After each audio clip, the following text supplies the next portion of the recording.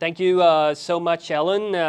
It's great to be here discussing a very, very important topic. I was asked to elaborate on the Migration Pact and the current ongoings in the EU institutions as migration is concerned. Now, in recent months, there have been major developments in relation to the EU's Asylum and Migration Pact. Some of you may remember a few weeks ago, with much fanfare, the member states reached a common position for negotiations, trilogues, that began quite recently. The main legal act, the Regulation on Asylum and Migration Management, reforms the Dublin Agreement that sets the rules determining which member state is responsible for asylum applications, while the new Asylum Procedures Regulation attempts to harmonize border procedures. The Council, the member states, the Council hopes that these reforms will prevent, deter, and ensure returns of illegal migrants. And surely a German MEP from the left, Cornelia Ernst, went so far as to say that the Council deal was, and I quote, a de facto abolition of the right to asylum, end quote. Now, the agreement reached in the Council is an improvement compared with the original proposal from the Commission and the adjusted version proposed by the European Parliament. However, even if fully implemented, without being watered down in any way in negotiations with the Parliament, member states will be left with many concerns.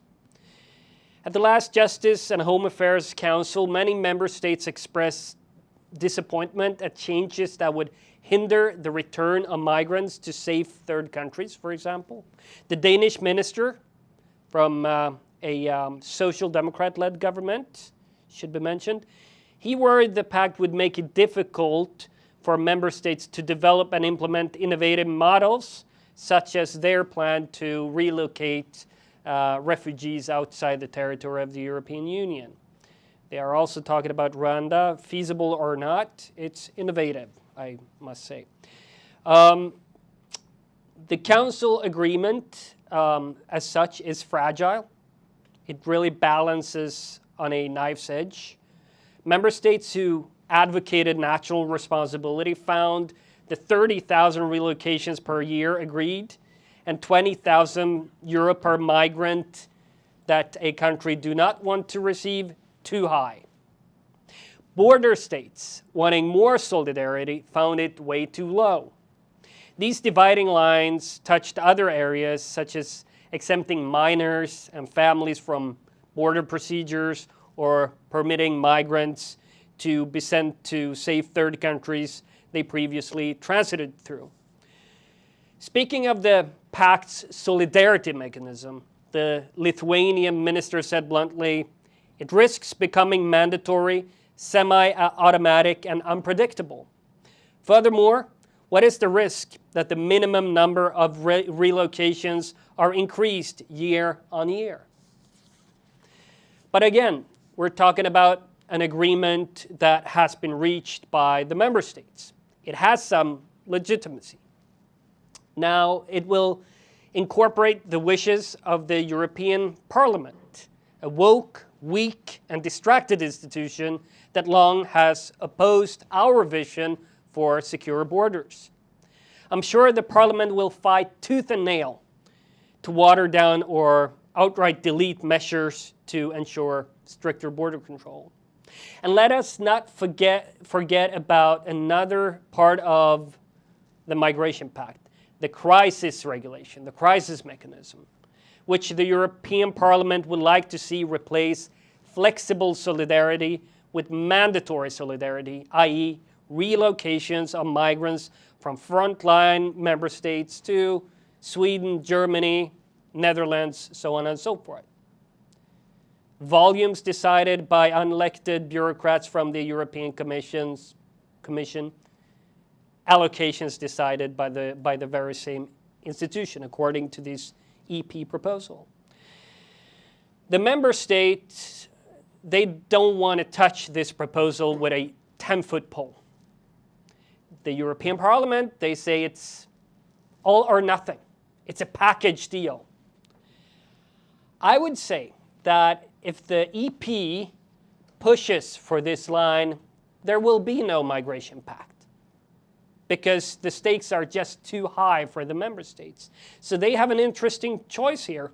Either let itself be steamrolled by the member states or stand its ground and watch the migration pact go down in, maybe not in flames, but yeah, with a whimper at least.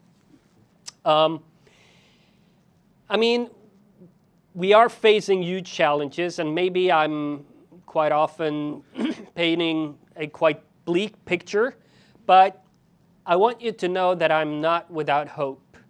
3 months ago, the European Parliament gave the green light to begin negotiations on Commissioner Johansson's migration pact.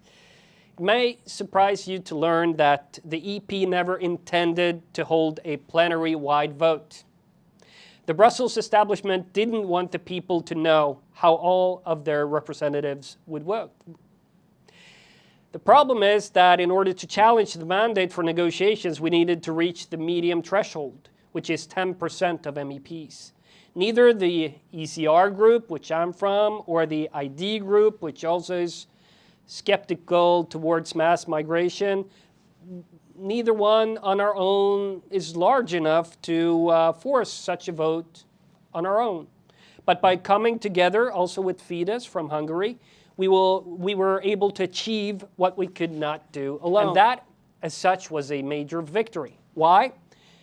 Well, this is one of the most faithful legislative proposals of this mandate. And 1 year before the first plenary vote on this pact, if I go back to my own country, Sweden, only 1 in 4 had ever heard of the migration pact. Now, over 2/3 know about the pact. And I'm quite confident that they are not impressed by what Brussels have come up with. So how did Swedes learn about it? Well, we communicated actively before and after the vote, which gained significant media attention. Our party made it clear to the government. We have a supply and confidence agreement with the government, so we're part of the majority of the Sweden Democrats, my party, but we're not in government. But we made clear that forced solidarity, as envisioned by the Commission and the European Parliament, is a non-starter for us. It would jeopardize the continued existence of this center-right government. And we didn't stop there. We gathered democratic forces in the European Parliament to defend the external border and support restrictive migration policies. We call this informal network the Migration Policy Group. This is not to be confused with political groups such as the ECR group, ID group, EPP, and so on and so forth. It's not associated with, beholden to, nor dominated by any single group.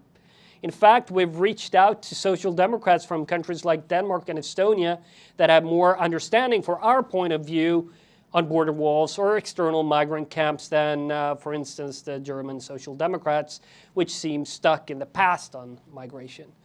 At our inaugural meeting, parties critical of mass migration to Europe exchanged views on the pact and identify issues on which we were to pursue joint action. So the group is a forum that brings together parties in government, parties in opposition, parties that support the government, and we exchange ideas, and we have settled into a pragmatic compromise approach where we either find inspiration if we're in our position for a bit harder line, and we also get an understanding among opposition parties for why pragmatism is sometimes needed. The second thing is that together we reach the threshold required in the European Parliament. It gives us the ability to object and file procedural motions, file joint amendments for the plenary and so on, and try to, sometimes when it's needed, stop the process or halt it at least. Finally, and most importantly, I'm confident that this network will not just bring attention to the issue of migration, but that it will pull the mainstream right closer to us. There will be a European consensus on tougher, restrictive migration policies. So, where are we in terms of migratory pressure as a whole? Well, we're almost back at 2015 levels in terms of illegal entry. Question is, what happens if we signal a willingness to accommodate further legal and illegal migration? Will numbers double or increase 5 or 10-fold? You might think that that sounds far-fetched, but ask yourself, how many migrants will come from Africa, whose population UN projections show will increase to 2.4 billion by 2050 and nearly 4 billion by 2100. Massive population growth is unlikely to make Africa or the Middle East more stable regions. That's why it's so important that we don't signal to the rest of the world that anyone that comes to Europe will be taken care of. The sea change in attitude and the differences between the Parliament's open borders and forced redistribution vision and what was adopted by the Swedish government and Premier Meloni's government is clear. The question is whether the member states will be able to win the day. To restrict migration, the legal foundations of any rules introduced will have to be rock solid. They have to withstand targeted attacks from an army of human rights lawyers, arbitrated in courts packed with far-left activist judges in Luxembourg and Strasbourg, with implementation and operationalization overseen by woke commissioners. And I might add that in Strasbourg, the Human Rights Court they're called judges, but many of them are former lawyers, human rights lawyers who are now working with the same cases they fought for on the NGO side. That's important to know. Another, perhaps even more pressing problem is that over 80,000 migrants already have entered Italy the first 4 months this year. What is 30,000 agreed by the Council when we face hundreds of thousands? Nothing. These caps risk busting at the first moment of pressure. If the activists win in the courtrooms and the border states give up on or no longer want to do their part, the only thing that remains of the system put in place will then be financial penalties and the same mass movement north that we saw in 2015. That cannot be repeated. And as a matter of fact, I think it won't. Because what will happen then is internal border controls.